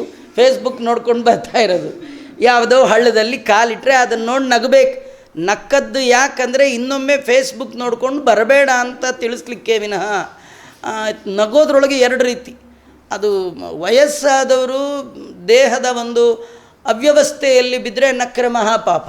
ಮೂರ್ಖತನದಿಂದ ಬಿದ್ದರೆ ಇವನು ಬರುವಾಗಲೇ ಋಷ ದುರ್ಯೋಧನ ಸಿಟ್ಟಿನಿಂದ ಬಂದವ, ಹೇಗೆ ಬರಬೇಕೋ ಹಾಗೆ ಬಂದಿಲ್ಲ, ಹೊಟ್ಟೆ ಕಿಚ್ಚಿಂದ ಬಂದಿದ್ದಾನೆ. ಈ ಎಲ್ಲ ದುರ್ಗುಣಗಳ ಗಣಿ, ದುರ್ಗುಣಗಳಿಗೆ ಮತ್ತೊಂದು ಹೆಸರೇ ದುರ್ಯೋಧನ. ಹೀಗಾಗಿ ಇವನನ್ನೇ ನಿಮಿತ್ತ ಮಾಡಿಕೊಂಡು ಜಗತ್ತಿನ ಎಲ್ಲ ದುರ್ಜನರನ್ನು ಗುಂಪುಗೂಡಿಸಿ ಆ ಭೂಭಾರ ಹರಣ ಮಾಡಲಿಕ್ಕೆ ಬಂದ ಭಗವಂತ ಕೃಷ್ಣಾನುಮೋದಿತ. ದುರ್ಯೋಧನ ಬಿದ್ದ ತತ್ಕ್ಷಣ ಇದು ನಗಬಹುದೋ ಬೇಡವೋ ಅನ್ನೋದಕ್ಕೆ ಪರ್ಮಿಷನ್ ಕೊಟ್ಟದ್ದೇ ಕೃಷ್ಣ. ಕೃಷ್ಣ ಕೊಟ್ಟ ಮೇಲೆ, ಕೃಷ್ಣ ಹೇಳಿದ ಮೇಲೆ ಇನ್ನೇನು ಭೀಮಸೇನ ದೇವರು ಓಕೆ ಅಂತ ಅವರೂ ನಕ್ಕರು. ಜಗತ್ತಿನ ಗಂಡುಗಳಿಗೆ ಗಂಡರಾಗಿರ್ತಕ್ಕಂಥ ಹರಿವಾಯುಗಳು ನಕ್ಕ ಮೇಲೆ ಅದರಂತೆ ಅನುವರ್ತನೆ ಮಾಡುವಂಥ ದ್ರೌಪದಾದೇವಿಯರು ನಕ್ಕಿದ್ದಾರೆ, ಉಳಿದವರೆಲ್ಲ ನಕ್ಕಿದ್ದಾರೆ. ಅಜಾತ ಶತ್ರುರಾಕರ್ಣ್ಯ ವಸ್ತ್ರ ಸದ್ಭೂಷಣಾದಿಕಂ ಸಂಪ್ರೇಷ್ಯ ಖಾಪಯಾಮಾಸ ಸಾಮ್ನಾ ಯೋಗೇಶ್ವರೇಣ ಚ. ಇಷ್ಟೆಲ್ಲ ಆದಮೇಲೆ ಕೃಷ್ಣ ದುರ್ಯೋಧನ ಬಿದ್ದದ್ದನ್ನೆಲ್ಲ ನೋಡಿ ಒಂದು ಕ್ರಮ ನಕ್ಸ್ಬಿಟ್ಟ, ಎಲ್ಲ ನಕ್ಬಿಟ್ರು. ಮತ್ತೊಂದು ಕಡೆಯಿಂದ ಧರ್ಮರಾಜನಿಗೆ ಪ್ರೇರಣೆ ಮಾಡ್ದ. ಧರ್ಮರಾಜ ಯೋಚನೆ ಮಾಡ್ದ, ಇವನು ಹಿಂಗೆ ಬಿದ್ದುಬಿಟ್ನಲ್ಲ, ಎಲ್ಲ ನಗ್ತಾ ಇದ್ದಾರಲ್ಲ, ಏನು ಮಾಡೋದು ಅಂಥೇಳಿ ಅಜಾತ ಶತ್ರು ಧರ್ಮರಾಜ ತನ್ನ ತಮ್ಮಂದಿರಿಗೆ ಹೇಳಿ ಹೊಸ ಬಟ್ಟೆ ಹೊಸ ಆಭರಣ ಎಲ್ಲ ತಂದು ದುರ್ಯೋಧನ ಹತ್ರ ಬಿದ್ದುಬಿಟ್ರ. ಈ ಬಿದ್ದೋರಿಗೆ ಯಾರೂ ನೋಡದೇ ಇದ್ದರೆ ನೋ ಪ್ರಾಬ್ಲಮ್, ಪಾಡಿ ಹೊರಟು ಬಿಡ್ತಾರೆ. ಬಿದ್ದೋರ್ನ ಯಾರು ನೋಡಿಬಿಟ್ರೆ ಭಾರಿ ದುಃಖನೇ. ಮಕ್ಕಳು ಅಷ್ಟೇ, ಹೋಗಿ ಎಲ್ಲರೂ ಬಿದ್ದುಬಿಟ್ಟು ಸುಮ್ಮನೆ ಹೊಟ್ಟೋದ್ರು. ಆ ಕಡೆ ಈ ಕಡೆ ಮೊದಲು ನೋಡುತ್ತೆ ಯಾರು ನೋಡಿದ್ರ ಅಂತ. ನೋಡಿದ್ರೂ ಪರವಾಗಿಲ್ಲ, ಹತ್ರ ಬಂದು ಒಬ್ಬು ಆಯ್ತಾ ಏಟಾಯ್ತಾ ಅಂದ್ಬಿಟ್ರೆ ಪೂರ ದುಃಖನೇ ಶುರು.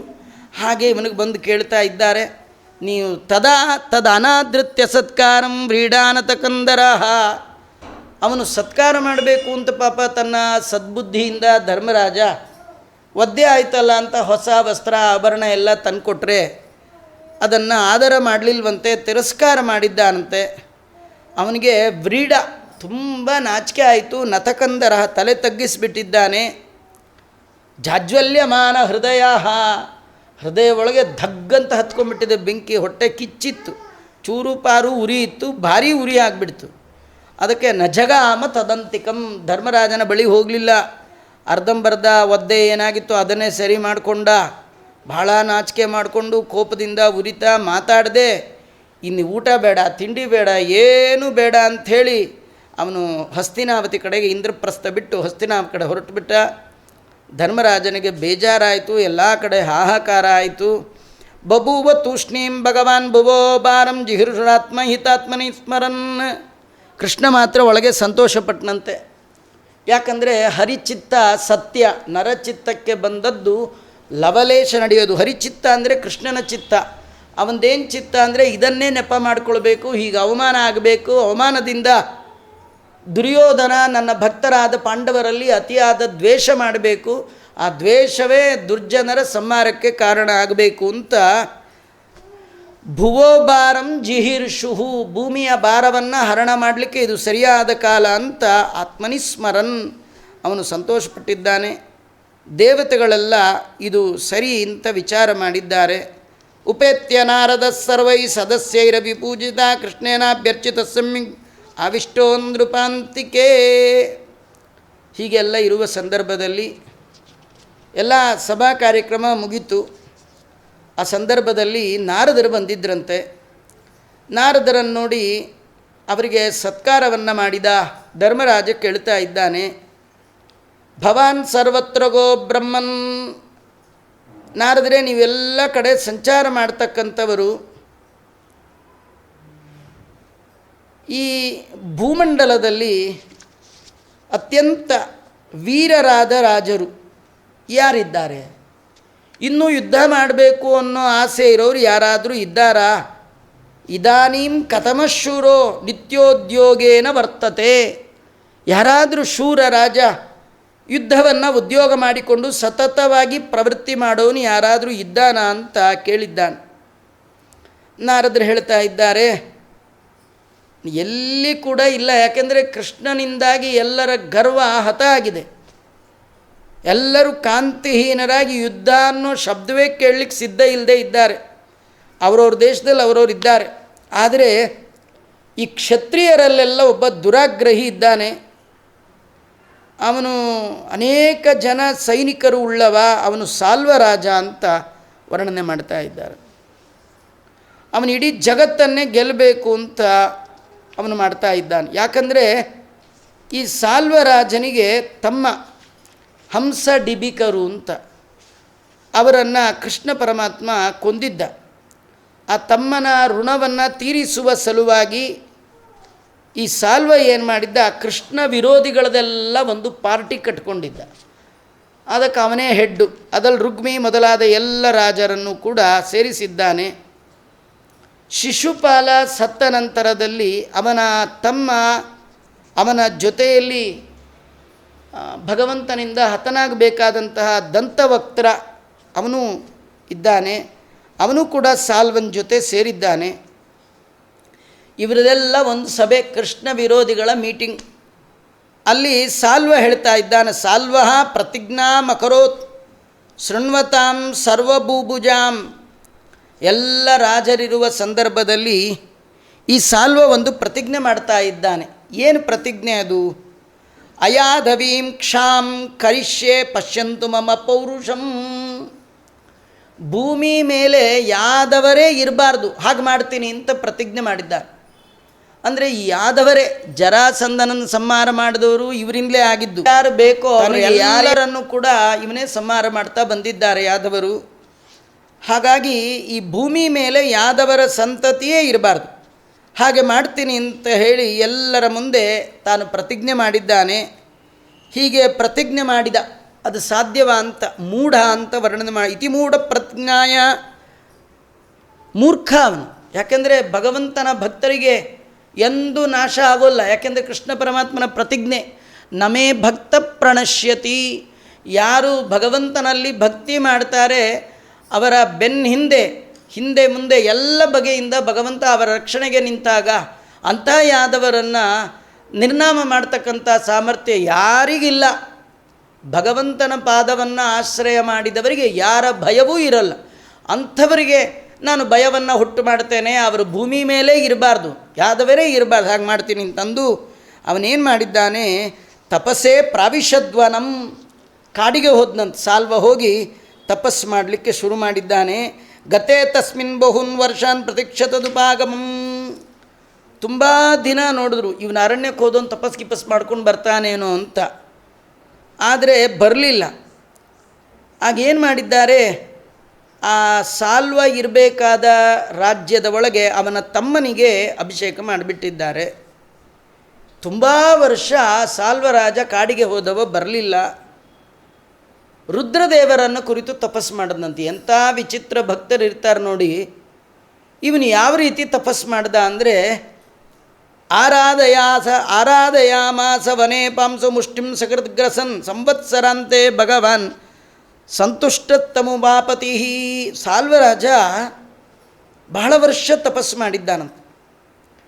ಆ ತಪಸ್ಸು ಮಾಡುವ ಸಂದರ್ಭದಲ್ಲಿ ಅವನು ಏನು ತಿಂತಿದ್ದ, ಏನು ಊಟ ಮಾಡ್ತಿದ್ದ ಅಂದರೆ, ತಿನ್ಗಿನ್ನೋದು ಪ್ರಶ್ನೆ ಇಲ್ಲ, ಒಂದು ದಿನಕ್ಕೊಮ್ಮೆ ಒಂದು ಹಿಡಿ ಮಣ್ಣು ತಿಂತಿದ್ದಂತೆ. ಈ ಕಥೆ ಇಷ್ಟೇ ರೀ. ದೇವರ ವಿರುದ್ಧ ಯಾರು ಹೋಗ್ತಾರೆ ಅವರ ಬಾಯಿಗೆ ಇದ್ದಾಗಲೂ ಮಣ್ಣು, ಹೋದಾಗಲೂ ಮಣ್ಣು. ಆರಾಧಯಾಮಾಸ ವನೇ ಪಾಂಸು ಮುಷ್ಟಿಂ ಸಕೃದ್ಗ್ರಸನ್. ಪಾಂಸು ಅಂದರೆ ಧೂಳು ಅಥವಾ ಮಣ್ಣು. ಆ ಮಣ್ಣಿನ ಹಿಡಿ, ಒಂದು ಹಿಡಿ ಮರಳು ಬಾಯಿಗೆ ಹಾಕ್ಕೊಂಡು ಅದನ್ನೇ ಗ್ರಸನ್ ತಿನ್ಕೊಂಡು ವರ್ಷಾನುಗಟ್ಟಲೆ 100 ವರ್ಷ ರುದ್ರದೇವರನ್ನು ಕುರಿತು ತಪಸ್ಸು ಮಾಡಿದಾಗ ಸಂವತ್ಸರಾಂತೆ ಭಗವಾನ್ ಸಂತುಷ್ಟಂ ಉಮಾಪತಿ. ಭಾಳ ವರ್ಷ ಆದಮೇಲೆ ಅಯೋಗ್ಯರಿಗೆ ಬೇಗ ಬರೋಲ್ಲ ಒಮ್ಮೊಮ್ಮೆ ರುದ್ರದೇವರು. ಹೇಗಿದ್ದರೂ ಹಾಳಾಗಿ ಹೋಗ್ತಾನೆ, ನಿಧಾನಕ್ಕೆ ಹಾಳಾಗೋಗಲಿ ಅಂತ ಧಾನಕ್ಕೆ ಬಂದಿದ್ದಾರೆ. ವರೇಣ ಛಂದಯಾಮಾಸ ಸಾಲ್ವಂ ಶರಣಮಾಗತಂ. ಏನು ಬೇಕು ನಿಂಗೆ ವರ ಕೇಳಪ್ಪ, ಕೊಟ್ಬಿಡ್ತೀನಿ ಅಂದಾಗ ಇವನು ಹೇಳ್ತಾ ಇದ್ದಾನೆ, ನನಗೆ ಇನ್ನೇನು ಬೇಡ, ನನಗೊಂದು ವಿಮಾನ ಕೊಡಿ ಅಂತ ಕೇಳಿದೆ.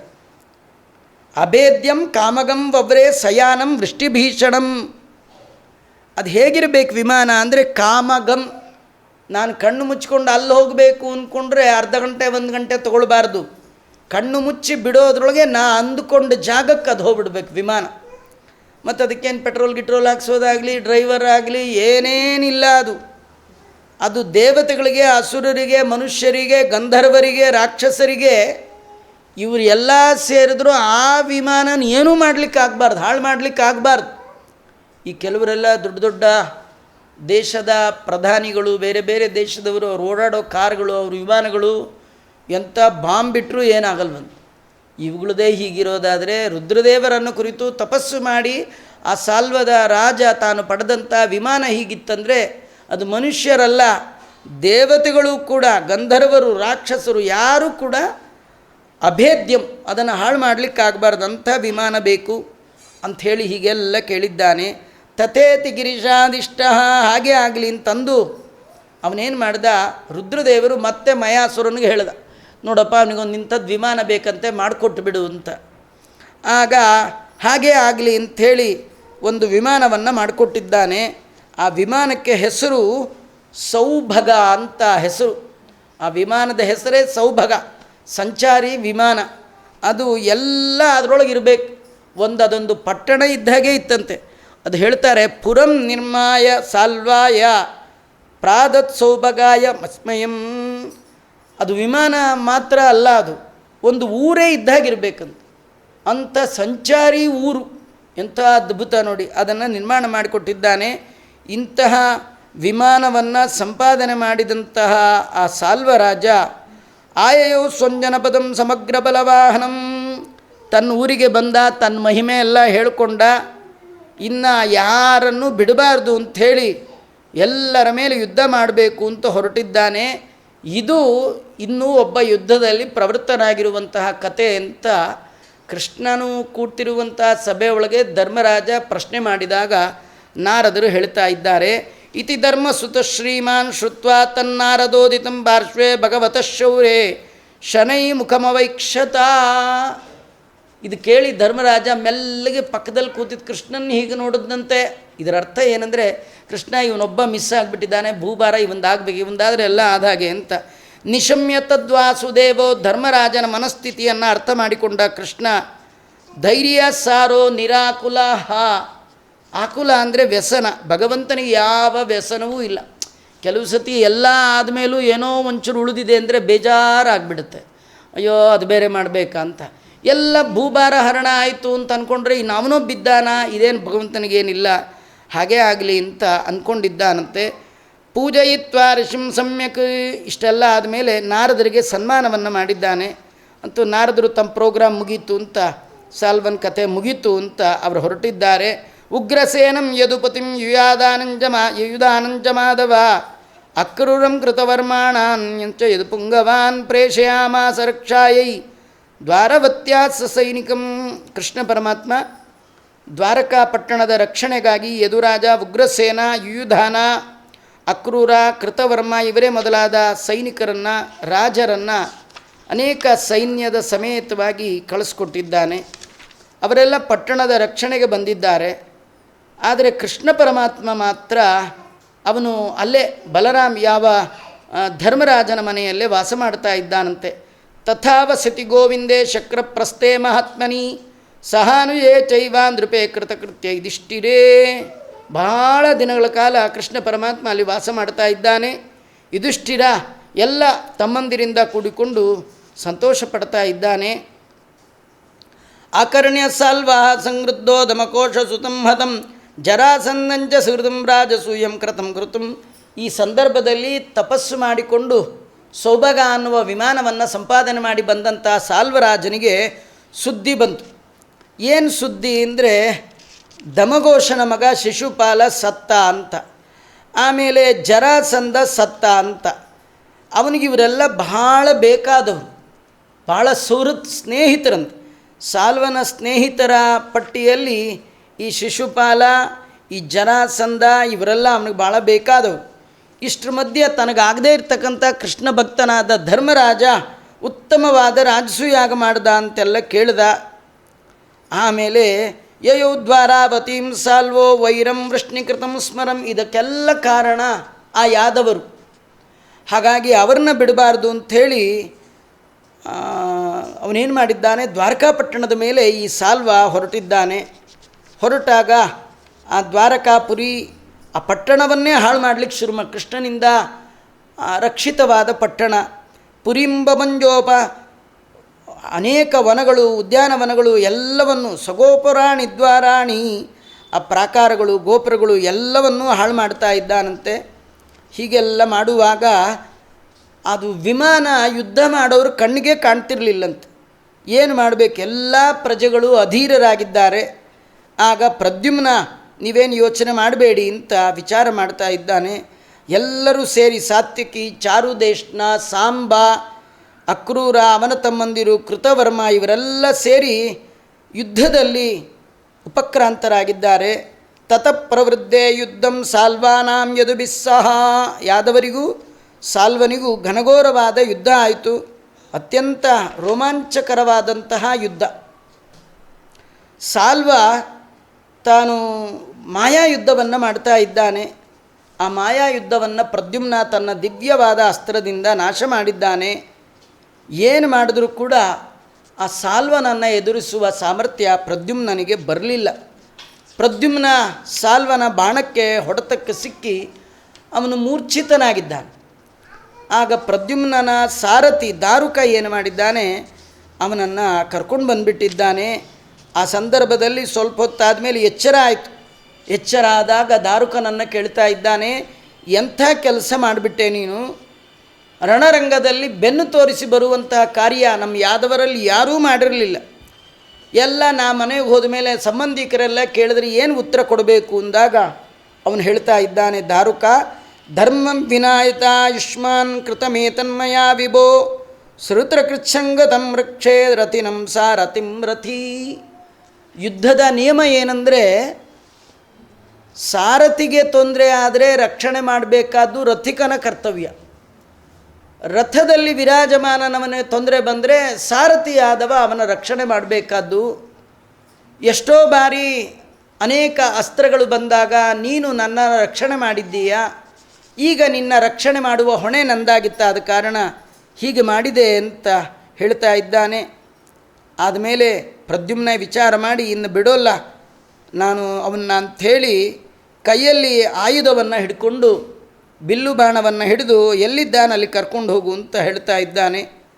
ಎಲ್ಲರೂ ಸೇರಿ ಯುದ್ಧವನ್ನು ಮಾಡ್ತಾ ಇದ್ದಾರೆ. ಸಮುದ್ರದ ತೀರದಲ್ಲಿ 27 ದಿನಗಳ ಕಾಲ ಯುದ್ಧ ನಡೆದಿದೆಯಂತೆ. ಅಷ್ಟೊತ್ತಿಗಾಗಲೇ ಕೃಷ್ಣ ಪರಮಾತ್ಮ ದ್ವಾರಕೆಯಿಂದ ಹೊರಟಿದ್ದ. ಕೃಷ್ಣ ಬರ್ತಾ ಇದ್ದಾನೆ ಅನ್ನೋ ಸುದ್ದಿ ಗೊತ್ತಾದಾಗ ಸಾಲ್ವ ತುಂಬ ಆಗಲೇ ಸಾಕಷ್ಟು ಏಟು ತಿಂದಿದ್ದ, ಇನ್ನು ಇಲ್ಲಿದ್ದರೆ ಕಷ್ಟಕ್ಕೆ ಬರುತ್ತೆ ಅಂಥೇಳಿ ಸಾಲ್ವ ಪಲಾಯನ ಮಾಡ್ತಾ ಇದ್ದಾನೆ. ಆ ಸಂದರ್ಭದಲ್ಲಿ ಸಾಂಬ ಬೆನ್ನಟ್ಟಿ ಬಂದಿದ್ದಾನೆ. ಸಾಲ್ವನ ಮಂತ್ರಿ ಕ್ಷೇಮಧೂರ್ತಿ ಅಂತ ಅವನನ್ನು ಬಾಣಗಳಿಂದ ಸಂಹಾರ ಮಾಡಿದ. ಆಮೇಲೆ ಸಾಲ್ವ ಅವನಿಗೆಲ್ಲರಿಗಿಂತ ಪ್ರಿಯನಾದವ ವಿವಿಂದ ಅಂತ ಅವನು ಪಲಾಯನ ಮಾಡ್ತಿದ್ದ. ಅವನನ್ನು ಪ್ರದ್ಯುಮ್ನ ಕೊಂದಾಕಿದ್ದಾನೆ. ಆತ ಕೈಯಲ್ಲಿ ಕತ್ತಿ ಗುರಾಣಿ ಹಿಡಿದು ಬಂದಾಗ ತನ್ನ ಕತ್ತಿಯಿಂದ ಪ್ರದ್ಯುಮ್ನ ವಿವಿಂದನನ್ನು ಸಂಹಾರ ಮಾಡಿದ್ದಾನೆ. ಅವನ ಸಾಲ್ವನ ಎಲ್ಲ ಸೈನ್ಯ ದಿಕ್ಕಾಪಾಲಾಗಿ ಓಡಿದೆ. ಕೃಷ್ಣ ಆ ಸಂದರ್ಭದಲ್ಲಿ ದ್ವಾರಕೆಗೆ ಬಂದು ನೋಡ್ತಾ ಇದ್ದಾನೆ. ಎಲ್ಲ ಊರೇ ಹಾಳು ಮಾಡಕ್ಕೆ ಬಿಟ್ಟಿದ್ದಾರೆ. ಎಲ್ಲ ಬಾವಿಗಳು ಹಾಳು ಮಾಡಿದ್ದಾರೆ, ಉದ್ಯಾನವನಗಳು ಹಾಳು ಮಾಡಿದ್ದಾರೆ. ಎಲ್ಲ ಬ್ರಾಹ್ಮಣರು ಮಾಡುವಂತಹ ಅಗ್ನಿಹೋತ್ರಗಳೆಲ್ಲ ನಿಂತೋಗಿದೆ. ಅದನ್ನು ನೋಡಿ ಈಗಲೇ ಸಾಲ್ವನ ಬಿಡೋದಿಲ್ಲ ಅಂಥೇಳಿ ಬೆನ್ನಟ್ಟಿ ಹೋಗಿದ್ದಾನೆ. ಆಮೇಲೆ ಸಾಲ್ವನನ್ನು ಕೊಂದ ನಂತರವೇ ಪುರವನ್ನು ಪ್ರವೇಶ ಮಾಡ್ತೀನಿ ಅಂಥೇಳಿ ಕೃಷ್ಣ ಶಪಥವನ್ನು ಮಾಡಿ ತನ್ನ ಅದ್ಭುತವಾದ 4 ಕುದುರೆಗಳು ಶೈಬ್ಯ, ಸುಗ್ರೀವ, ಮೇಘಪುಷ್ಪ, ಬಲಾಹಕ ಅಂತ ಆ ಕುದುರೆಗಳನ್ನೆಲ್ಲ ಸೇರಿಸಿಕೊಂಡು ತನ್ನ ಸಾರಥಿ ಅವನನ್ನು ಕೂಡಿಸ್ಕೊಂಡು ಮನೋವೇಗವಾಗಿ ಹೋಗ್ತಾ ಇದ್ದಾನೆ. ಆ ಸಂದರ್ಭದಲ್ಲಿ ಸಮುದ್ರ ಮಧ್ಯದಲ್ಲಿ ಸಾಲ್ವ ತನ್ನ ವಿಮಾನವನ್ನು ಇಟ್ಕೊಂಡು ನಿಂತಿದ್ದ. ಆ ಯುದ್ಧ ಮಾಡ್ತಾ ಇದ್ದಾನೆ. ಆಗ ಕೃಷ್ಣ ಪರಮಾತ್ಮ ತಾನು ಎದುರಿಗೆ ನಿಂತು ಅವನನ್ನು ಕೂಡ ತಾನು ಸಂಹಾರ ಮಾಡಿದ್ದಾನೆ. ಸಾಲ್ವನ ಸಂಹಾರ ಆಯಿತು. ಆ ಸಂದರ್ಭದಲ್ಲಿಯೇ ದಂತಭಕ್ತರನ ಸಂಹಾರ. ಯಾರ್ಯಾರು ಕೃಷ್ಣನ ವಿರೋಧವನ್ನು ಮಾಡ್ತಾ ಇದ್ದಾರೆ, ಭಗವದ್ವೇಷಿಗಳು ಯಾರಿದ್ದಾರೆ ಅವರೆಲ್ಲರನ್ನು ಕೃಷ್ಣ ಪರಮಾತ್ಮ ಸಂಹಾರ ಮಾಡಿದ್ದಾನೆ.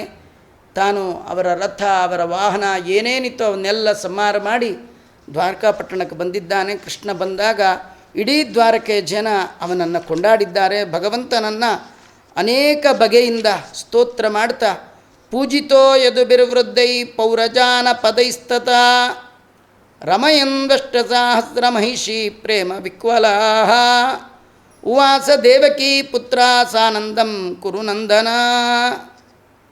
ಹೇ ಪರೀಕ್ಷಿತ, ಯಾದವರು ಎಲ್ಲ ಗುರು ಹಿರಿಯರು, ಪೌರರು, ದೇಶವಾಸಿಗಳೆಲ್ಲ ಕೃಷ್ಣ ಸಾಲ್ವನ ಸಂಹಾರ ಮಾಡಿ ದಂತಭಕ್ತರನನ್ನು ಸಂಹಾರ ಮಾಡಿ ಯಾರ್ಯಾರು ದ್ವಾರಕಾಪಟ್ಟಣದ ಮೇಲೆ ಆಕ್ರಮಣ ಮಾಡಿದ್ದಾರೆ ಅವರೆಲ್ಲರನ್ನೂ ಕೂಡ ಸಂಹಾರ ಮಾಡಿ ದಿಗ್ವಿಜಯನಾಗಿ ಬಂದಂತಹ ಕೃಷ್ಣನನ್ನು ಎಲ್ಲರೂ ಕೂಡ ಪೂಜೆ ಮಾಡಿದ್ದಾರೆ, ಗೌರವ ಮಾಡಿದ್ದಾರೆ.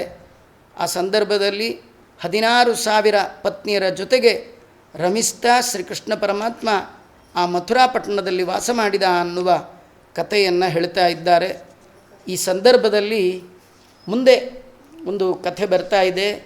ಶ್ರೀಕೃಷ್ಣ ಪರಮಾತ್ಮ ಒಂದು ಬ್ರಾಹ್ಮಣರ ಸೊತ್ತು, ಬ್ರಾಹ್ಮಣರಿಗೆ ಸಂಬಂಧಪಟ್ಟ ಸಂಪತ್ತು, ಅದನ್ನು ಏನಾದರೂ ತಿಳಿಯದೋ ಅಪಹಾರ ಮಾಡಿದರೆ ಎಂಥ ತಪ್ಪಾಗತ್ತೆ, ಎಂಥ ಪಾಪಕ್ಕೆ ಅದು ಕಾರಣ ಆಗತ್ತೆ ಅನ್ನುವ ಒಂದು ಕಥೆಯನ್ನು ಹೇಳುವಂಥದ್ದು.